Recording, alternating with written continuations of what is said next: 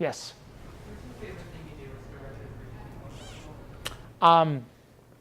I think the favorite thing that I do, quite honestly, is community building. I've been leading nonprofit arts groups for about 25 years. And when I came here 4 years ago, I listened to a lot of people on the grounds of the university, and then I went out into the community off the grounds, and I said, what's your take on the festival? And a lot of people said, oh, it's that thing the university does. And I go, oh, that's not good.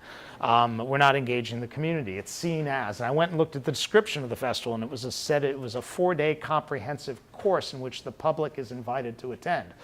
Like, I really want to go to that. So, I mean, it was very off-putting and very intimidating. If you're just out in the community and you're interested and you're a smart person, but you're going, well, I don't know, can I step on the grounds of the university? Is that okay? You know, all that sort of stuff. So the first thing that we set about doing was trying to pull together films that we felt would resonate with the community and engage the community. So for every couple of faculty or students that we involve as discussants, we're making sure that we partner with a social service organization to bring somebody on who's an expert that's in the community that has nothing to do with the university. And suddenly the festival has grown dramatically. The attendance the year before I came was 11,000. Last year we topped 27,000. And a lot of it has to do with that community engagement. So when we're actively engaging our community writ large, the university community and the community of Charlottesville and the Commonwealth, that's a cool thing to me. And that's what I enjoy. Yes? How do you choose the films for the festival? Well, I start in January going to the Sundance Film Festival. I go to the AFI Docs Film Festival, Full Frame.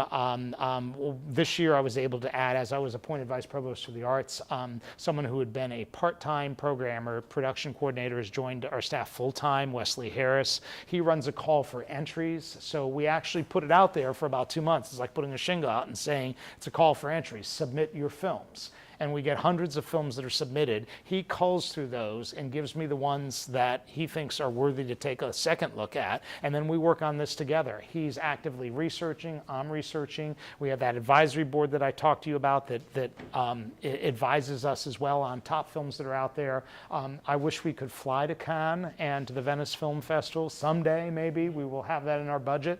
But we do get to a lot of regional and important film festivals, and we actively see the films. So I might see 5 films in a day when I'm at a film festival.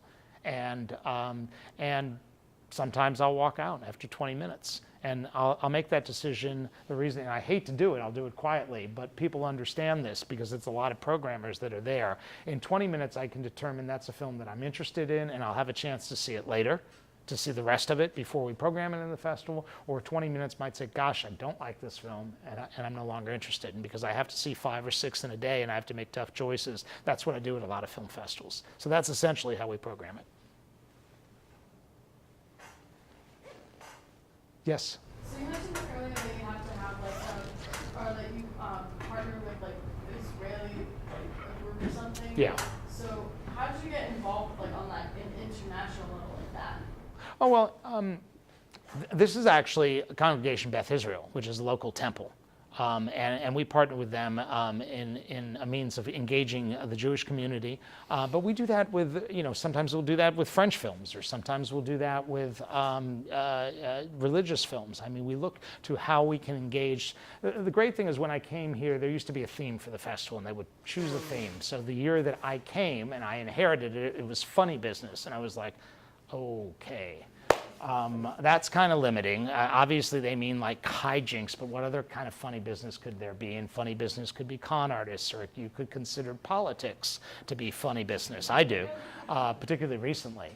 So that allowed me to broaden the scope a little bit, but you're still kind of using a shoehorn to stuff things in. And about half the festival was classic and archival films. Why? Because there was a theme. And in any given year, there might not be all these films that would fit into that theme of funny business or aliens or cool or whatever. The theme was chosen that year. So I ditched the theme because I thought it was a bad idea, and it really was, and opened the festival to be a contemporary festival. So we still screen classic and archival films. You saw a handful up there, but that's not the focus. We try and screen those films when there's a compelling reason. We're bringing in Tippi Hedren. A couple years back, I screened JFK. We were able to bring in Oliver Stone for a moderated conversation with Larry Sabato. That makes sense.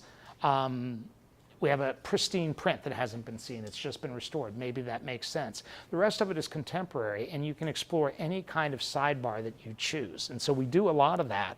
And particularly, you know, in Israel and in the Middle East, there's so many issues there right now. And so sometimes we screen films that look at it from the other side of the conflict and other eyes too. It creates a lot of interesting dialogue, and it's important, and I think it's one of the great things about the festival is it opens up windows on other parts of the world, which are really important. And a lot of times we'll see similarities, and other times we'll see distinct differences, but it's informative one way or another. Yes? Do screeners come to our festival looking for ideas just the way you go to Sundance? Yes, they do. River Run is coming up from Winston-Salem. Full Frame attends. AFI Docs may attend. Middleburg, which just launched, was launching in 2 weeks, is attending this year. You know, I can share with you, Sundance is not sending folks to see us, and Cannes not sending folks to see us, because we're actually actively taking from them. But nonetheless, we do have people. All right, let's give Jody a round of applause. Thank you very much. Thanks. Put up on the screen. Let me just make a few comments because we're Sure, actually absolutely. right on time. Wonderful scheduling. So I went ahead and just went to the guidelines that I gave you. It works. VirginiaFilmFestival.org. Got to remember, it's not edu. It's .org. You go through the program, find remote area medical, click on it, and it'll come up buy tickets. You will get the Arts Dollars, UVA Arts Office, and at the top right-hand corner, it will say free student tickets. Click on that link, and you'll get your tickets. So please, your job this week is to be sure that you have a ticket for remote area medical. Now, I know I've projected all the ways out through the 8th of November, because that week we do not meet here on Friday. We will meet our class that Saturday at 6 o'clock in the Newcomb Hall Theater. Of course, you're going to bring friends with you. You're going to bring loved ones, relatives, and other brownies so that we fill that theater. And I know the medical school will be supporting us to some extent, we hope, as well, the nursing school. And you need to know that Laurel's dad actually flies with Med Transport. Laurel is talking with her dad about coming and talking. He has flown into the remote area medical areas, and if he can't be here, he's going to put us in touch with some of the folks right here at UVA who have participated in the program. So hopefully we'll even have Laurel's dad be on our panel. We have bringing other people in from the medical school as well, which is what I'm working on right now. And both directors will be here to talk about the film and the making of the film. Okay, so that's all the ways out to the 8th. Your job this coming week is to participate in hauntings. You know, so Haunting of the Hill, we do not meet on Friday. I expect to see you on the Hill at the event. I expect to see you there during the week, helping with the construction or being a group leader or a room leader or an actor in the haunting. So you need to be working on that during the coming week. So I look forward to seeing you on the Hill. And remember, November 1, we will be back here, and Richard Guy Wilson, who is a world's authority on Jefferson's art and architecture and the grounds.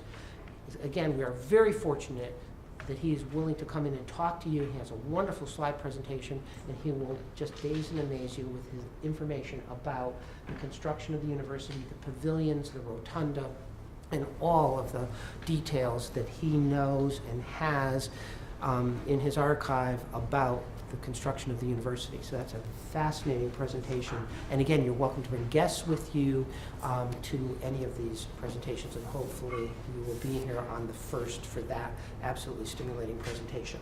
All right, and then I need to tell you that we will, of course, be off for the film festival, and then Carolyn's dad is going to be here. We're going to have a revisit to the film because Carolyn's dad has won the Hollywood Screenwriters Award, the New York Screenwriters Award, the European Screenwriters Award for his film, The Last Waltz of Vienna. So Brian will be here, and we're very fortunate that we've been able to get her dad to come. He's going to talk about being a screenwriter and the production of his film, and he'll have clips of his film. So that's on the 18th. And then we're going to be ending with Morven Farm on the 22nd. I think that's the next date, or 25. Actually, it's the 25. And then our last class meeting will be just a wrap up, course evaluation time, and I guess that's December 6th will be our very last class period.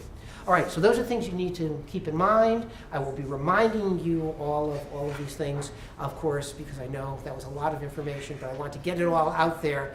Let's head up to the Hill House. Please join us for refreshments and to talk with Jody for the 15-20 minutes. He'll be able to be with us. Thank you very much, and I will see you in 2 weeks, and I will see you on the Hill.